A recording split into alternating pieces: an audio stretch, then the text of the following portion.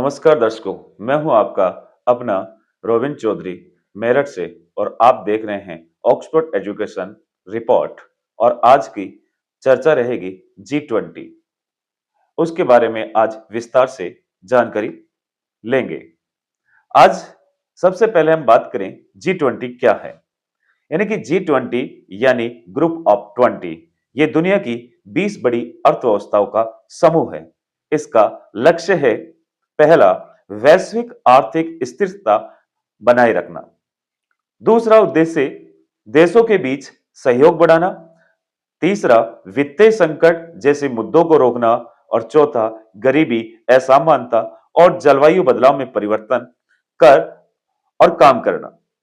यह संयुक्त राष्ट्र की तरह औपचारिक संस्था नहीं है, क्योंकि कोई स्थायी मुख्यालय नहीं है, कोई स्थायी सचिवालय नहीं है।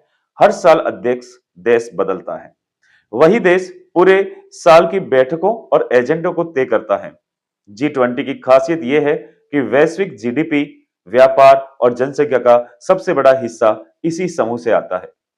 हम यदि बात अब आगे की करें तो हमारे G20 के अंदर जो सदस्य हैं, यूरोपियन यूनियन दुनिया की सबसे बड़ी डेवलप्ड और डेवलपिंग अर्थव्यवस्था इस समूह में शामिल है। इनके सदस्य USA, UK, India, China, Japan, Russia, France, Germany, Italy, Canada, Australia, South Korea, Brazil, Argentina, Mexico, Indonesia, South Africa, Saudi Arabia, Turkey और यूरोपियन यूनियन। इस प्रकार ये हमारे 20 देश सदस्यता लिए हुए हैं। और इसके वैश्विक महत्व, जो कि अक्सर ये पूछा जा जाता है कि G20 दुनिया की 85% वैश्विक जीडीपी नियंत्रित करता है और 75 अंतरराष्ट्रीय व्यापार इसी समूह से आता है। दुनिया की 60% जनसंख्या इन देशों में रहती है। इसलिए G20 कोई फैसला लेता है तो उसका असर पूरी दुनिया पर पड़ता है। तो यूपीएससी में इसलिए पूछा जाता है क्योंकि ये भारत की जो विदेश नीति, अर्थव्यवस्था, भू राजनीति, पर्यावरण, तकनीक, ये सब जुड़ा हुआ है। अब हम बात करते हैं G20 के इतिहास को लेके कि उसकी उत्पत्ति, जब हम शुरुआत की बात करें तो 1999 में इसका कारण, जो कि एक शुरुआत हुई थी और कारण ये रहा था कि 1997 और 1998 के अंदर आसियन फाइनेंशियल क्राइसिस हुआ। यानी कि G7 देश बड़े मुद्दों पर बात करते थे, पर संकट के बाद यह समझ में आया केवल विकसित देश ही दुनिया के फैसले नहीं चला सकते। इसलिए विकसित और विकासशील दोनों देशों को साथ लाने के लिए G20 बनाया गया। यदि हम इसके स्ट्रक्चर संरचना की बात करें तो G20 में दो मुख्य ट्रैक होते हैं। एक शेरपा ट्रैक, यहां लंबी अवधि की नीतियां, सामाजिक विषय, विकास, शिक्षा, स्वास्थ्य, जलवायु आदि पर चर्चा होती है। हर देश एक शेरपा भेजता है जो प्रधानमंत्री और राष्ट्रपति का प्रतिनिधित्व होता है। और दूसरा फाइनेंस ट्रैक, यहां अर्थव्यवस्था, बैंकिंग, महंगाई, मुद्रा नीति, कर नीति, निवेश, विकास बैंक जैसे मुद्दों पर काम करता है। इसके लिए वित्त मंत्री और सेंट्रल बैंक गवर्नर शामिल होते हैं। और भारत और G20 में बढ़ती भूमिका का दौर क्या रहा कि भारत 2008 के वित्तीय संकट के दौरान बहुत ही सक्रिय रहा और भारत ने हमेशा G20 में विकासशील देशों की आवाज उठाई, बहुपक्षीय सुधार की, विश्व दक्षिण की समस्या यानी ग्लोबल साउथ की समस्या, तकनीकी समानता, स्वास्थ्य और वैक्सीन पहुंच जैसे मुद्दों को बड़ी मजबूती से उठाया। भारत 2022 और 23 में G20 अध्यक्ष भी रहा, जो ऐतिहासिक था। और भारत की G20 प्रेसिडेंसी की मुख्य उपलब्धियां क्या रही कि नई दिल्ली घोषणा, यानी बिना किसी असहमति के 100% सर्वसम्मति से अपनाई गई, ये बहुत बड़ी उपलब्धि मानी गई। अफ्रीकन यूनियन को G20 की स्थायी सदस्यता, ये भारत की कूटनीतिक सफलता थी।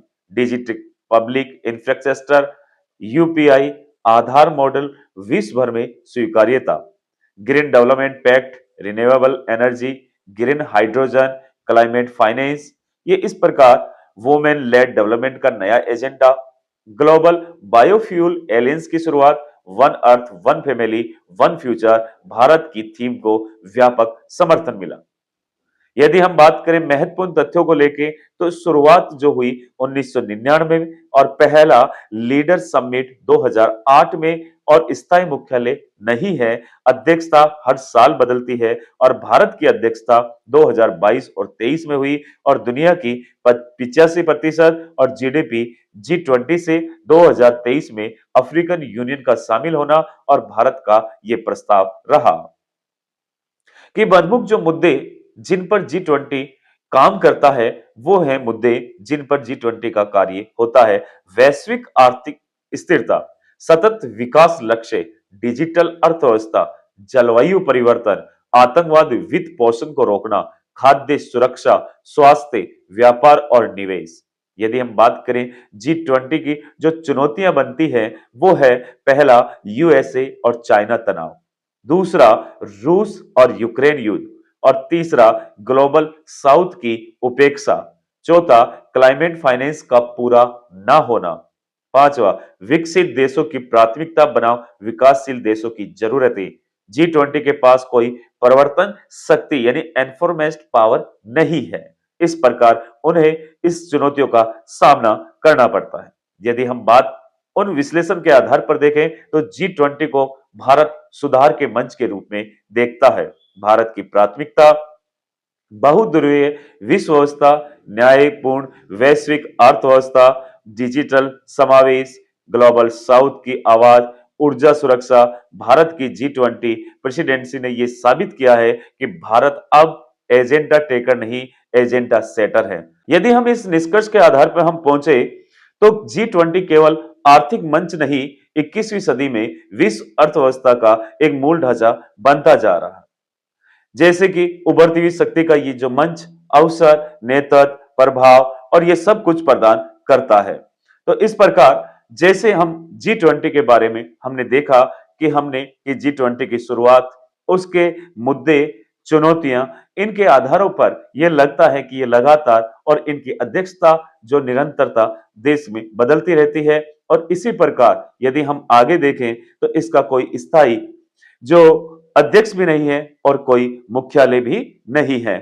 तो ऐसे ही हम बात करें तो आज की जो रिपोर्ट हमने एक ब्रीफ में इसको जाना और आगे हम इसके बारे में और एक डिटेल से एक विस्तृत वीडियो आपके सामने रखेंगे। तो थी आज की ये पूरी रिपोर्ट। अगर ये इसके बारे में आपको ये जानकारी पसंद आती है तो ऑक्सफोर्ड एजुकेशन एकेडमी चैनल को आप सब्सक्राइब करें, लाइक करें, दोस्तों को शेयर करें और बेल आइकन को प्रेस करें ताकि आने वाली सभी वीडियो आपके पास सबसे पहले पहुंचे।